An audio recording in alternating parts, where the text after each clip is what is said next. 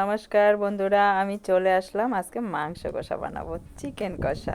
তো পেঁয়াজ দিয়ে দিলাম, তেল গরম হয়ে গেছে, একদম ঝটপট ঝটপট করে রান্না করব, তাই পেঁয়াজটা একটু লাল লাল লাল লাল করে ভেজে নিলাম। এখানে আমি মাংসগুলো দিয়ে দিলাম, বেশি করব না, সামান্য পরিমাণে করব, আমার মেয়ে একা খাবে তাই। একদম একটা লেগ নিয়েছি, সেটাই বানাচ্ছি।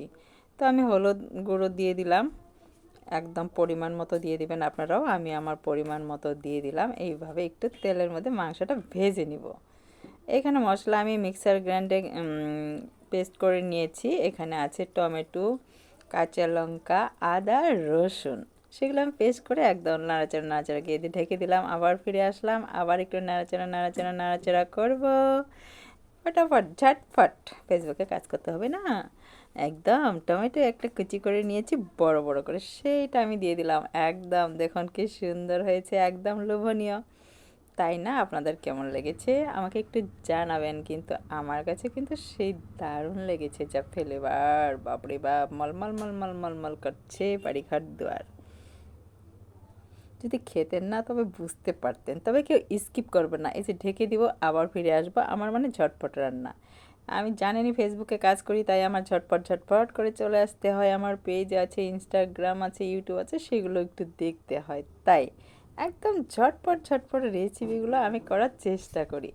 যার যার ঝটপট ঝটপট করার জন্য রেসিপি লাগে, আমার রেসিপি দেখবেন আর এইভাবে বানাবেন। এই দেখুন চলে যাচ্ছি ফিরে আসছি, চলে যাচ্ছি ফিরে আসছি।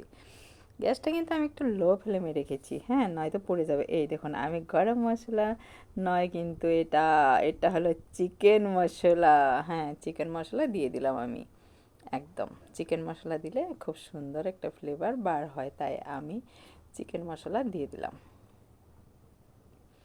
আবার ঢেকে দিব, ঢেকে দিয়ে আবার ফিরে আসব, এইগুলোই করতে থাকবো। একদম ঝটপট রান্না করলে এইগুলোই করতে হয়।